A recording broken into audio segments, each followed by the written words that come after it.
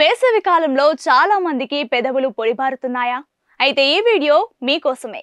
బేసిక్‌గా ఎండాకాలంలో పెదవులు పొడిబారడం సర్వసాధారణం.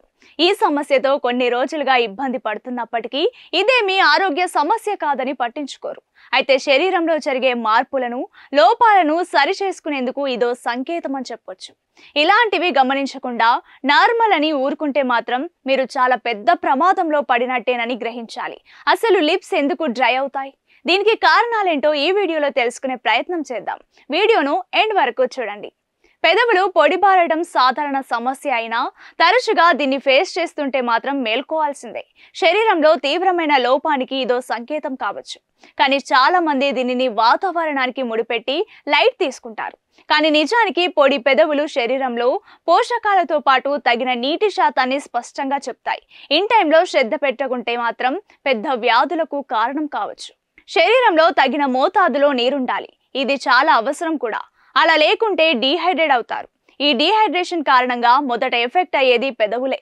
ఎందుకంటే పెదవులపై చర్మం చాలా సున్నితంగా ఉంటుంది. నీటి లోపం వల్ల పెదవులు పొడిగా మారుతాయి, త్వరగా పగిలిపోతాయి. తరచుగా దాహం వేయడం, ఎక్కువసార్లు మూత్రం రావడం, త్వరగా అలసిపోవడం ఇవన్నీ కూడా డీహైడ్రేషన్ లక్షణాలు.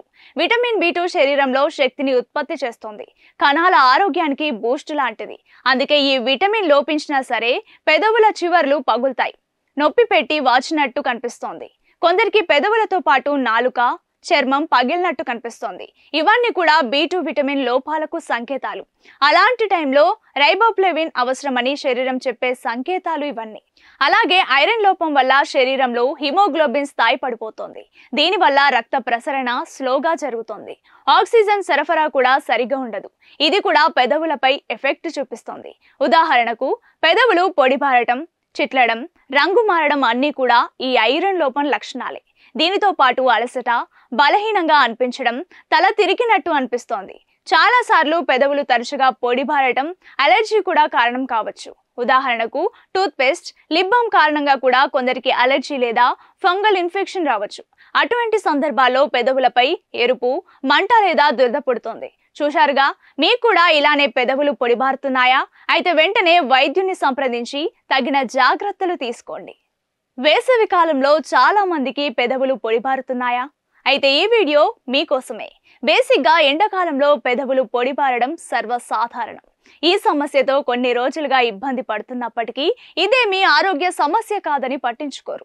అయితే శరీరంలో జరిగే మార్పులను, లోపాలను సరిచేసుకునేందుకు ఇదో సంకేతం అని చెప్పొచ్చు. ఇలాంటివి గమనించకుండా నార్మల్ అని ఊరుకుంటే మాత్రం మీరు చాలా పెద్ద ప్రమాదంలో పడినట్టేనని గ్రహించాలి. అసలు లిప్స్ ఎందుకు డ్రై అవుతాయి? దీనికి కారణాలేంటో ఈ వీడియోలో తెలుసుకునే ప్రయత్నం చేద్దాం. వీడియోను ఎండ్ వరకు చూడండి. పెదవులు పొడిబారడం సాధారణ సమస్య అయినా తరచుగా దీన్ని ఫేస్ చేస్తుంటే మాత్రం మేల్కోవాల్సిందే. శరీరంలో తీవ్రమైన లోపానికి ఇదో సంకేతం కావచ్చు. కానీ చాలా మంది దీనిని వాతావరణానికి ముడిపెట్టి లైట్ తీసుకుంటారు. కానీ నిజానికి పొడి పెదవులు శరీరంలో పోషకాలతో పాటు తగిన నీటి శాతాన్ని స్పష్టంగా చెప్తాయి. ఇన్ టైంలో శ్రద్ధ పెట్టకుంటే మాత్రం పెద్ద వ్యాధులకు కారణం కావచ్చు. శరీరంలో తగిన మోతాదులో నీరుండాలి. ఇది చాలా అవసరం కూడా. అలా లేకుంటే డీహైడ్రేట్ అవుతారు. ఈ డీహైడ్రేషన్ కారణంగా మొదట ఎఫెక్ట్ అయ్యేది పెదవులే. ఎందుకంటే పెదవులపై చర్మం చాలా సున్నితంగా ఉంటుంది. నీటి లోపం వల్ల పెదవులు పొడిగా మారుతాయి, త్వరగా పగిలిపోతాయి. తరచుగా దాహం వేయడం, ఎక్కువసార్లు మూత్రం రావడం, త్వరగా అలసిపోవడం ఇవన్నీ కూడా డీహైడ్రేషన్ లక్షణాలు. విటమిన్ B2 శరీరంలో శక్తిని ఉత్పత్తి చేస్తుంది. కణాల ఆరోగ్యానికి బూస్ట్ లాంటిది. అందుకే ఈ విటమిన్ లోపించినా సరే పెదవుల చివర్లు పగులుతాయి, నొప్పి పెట్టి వాచినట్టు కనిపిస్తోంది. కొందరికి పెదవులతో పాటు నాలుక, చర్మం పగిలినట్టు కనిపిస్తోంది.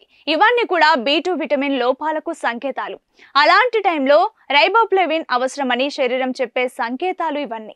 అలాగే ఐరన్ లోపం వల్ల శరీరంలో హిమోగ్లోబిన్ స్థాయి పడిపోతుంది. దీనివల్ల రక్త ప్రసరణ స్లోగా జరుగుతుంది. ఆక్సిజన్ సరఫరా కూడా సరిగా ఉండదు. ఇది కూడా పెదవులపై ఎఫెక్ట్ చూపిస్తుంది. ఉదాహరణకు పెదవులు పొడిబారటం, చిట్లడం, రంగు మారడం అన్నీ కూడా ఈ ఐరన్ లోపం లక్షణాలే. దీనితో పాటు అలసట, బలహీనంగా అనిపించడం, తల తిరిగినట్టు అనిపిస్తోంది. చాలా సార్లు పెదవులు తరచుగా పొడిబారటం అలర్జీ కూడా కారణం కావచ్చు. ఉదాహరణకు టూత్ పేస్ట్, లిప్ బామ్ కారణంగా కూడా కొందరికి అలర్జీ లేదా ఫంగల్ ఇన్ఫెక్షన్ రావచ్చు.